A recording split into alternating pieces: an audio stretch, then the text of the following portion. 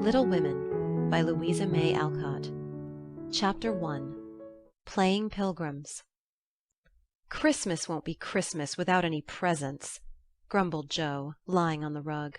"It's so dreadful to be poor," sighed Meg, looking down at her old dress. "I don't think it's fair for some girls to have plenty of pretty things and other girls nothing at all," added little Amy, with an injured sniff. "We've got father and mother and each other," said Beth contentedly from her corner. The four young faces on which the firelight shone brightened at the cheerful words, but darkened again as Joe said sadly, "We haven't got father, and shall not have him for a long time." She didn't say, "Perhaps never," but each silently added it, thinking of father far away where the fighting was. Nobody spoke for a minute. Then Meg said in an altered tone, "You know the reason Mother proposed not having any presents this Christmas was because it is going to be a hard winter for everyone, and she thinks we ought not to spend money for pleasure when our men are suffering so in the army. We can't do much, but we can make our little sacrifices, and ought to do it gladly. But I am afraid I don't." And Meg shook her head, as she thought regretfully of all the pretty things she wanted. "But I don't think the little we should spend would do any good. We've each got $1, and the army wouldn't be much helped by our giving that. I agree not to expect anything from Mother or you, but I do want to buy Undine and Sintram for myself. I've wanted it so long," said Joe, who was a bookworm. "I plan to spend mine in new music," said Beth, with a little sigh, which no one heard but the hearth-brush and kettle-holder. "I shall get a nice box of Faber's drawing pencils. I really need them," said Amy decidedly. "Mother didn't say anything about our money, and she won't wish us to give up everything. Let's each buy what we want and have a little fun. I'm sure we work hard enough to earn it," cried Joe, examining the heels of her shoes in a gentlemanly manner. "I know I do. Teaching those tiresome children nearly all day when I'm longing to enjoy myself at home," began Meg in the complaining tone again. "You don't have half such a hard time as I do," said Joe. "How would you like to be shut up for hours with a nervous, fussy old lady who keeps you trotting, is never satisfied, and worries you till you're ready to fly out the window or cry?" "It's naughty to fret, but I do think washing dishes and keeping things tidy is the worst work in the world. It makes me cross, and my hands get so stiff I can't practice well at all." And Beth looked at her rough hands with a sigh that anyone could hear that time.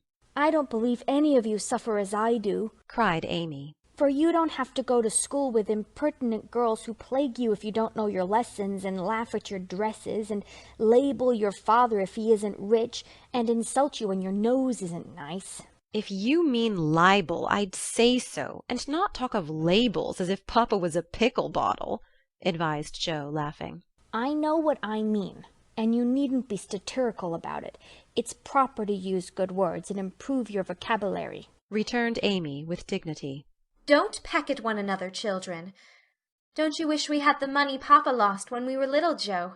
Dear me, how happy and good we'd be if we had no worries," said Meg, who could remember better times. "You said the other day you thought we were a deal happier than the King children, for they were fighting and fretting all the time in spite of their money." "So I did, Beth. Well, I think we are. For though we do have to work, we make fun of ourselves and are a pretty jolly set, as Joe would say." "Joe does use such slang words," observed Amy, with a reproving look at the long figure stretched on the rug. Joe immediately sat up, put her hands in her pockets, and began to whistle. "Don't, Joe, it's so boyish." "That's why I do it." "I detest rude, unladylike girls." "I hate affected, niminy-piminy chits." "Birds in their little nests agree," sang Beth, the peacemaker, with such a funny face that both sharp voices softened to a laugh, and the pecking ended for that time. "Really, girls, you are both to be blamed," said Meg, beginning to lecture in her elder sisterly fashion. "You are old enough to leave off boyish tricks and to behave better, Josephine. It didn't matter so much when you were a little girl, but now you are so tall and turn up your hair, you should remember that you are a young lady." "I'm not. And if turning up my hair makes me one, I'll wear it in 2 tails till I'm 20, cried Joe, pulling off her net and shaking down a chestnut mane. I hate to think I've got to grow up and be Miss March and wear long gowns and look as prim as a china aster. It's bad enough to be a girl anyway, when I like boys' games and work and manners. I can't get over my disappointment in not being a boy. And it's worse than ever now, for I'm dying to go and fight with papa, and I can only stay home and knit like a poky old woman."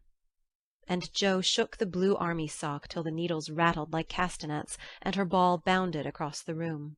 Poor Jo! It's too bad, but it can't be helped.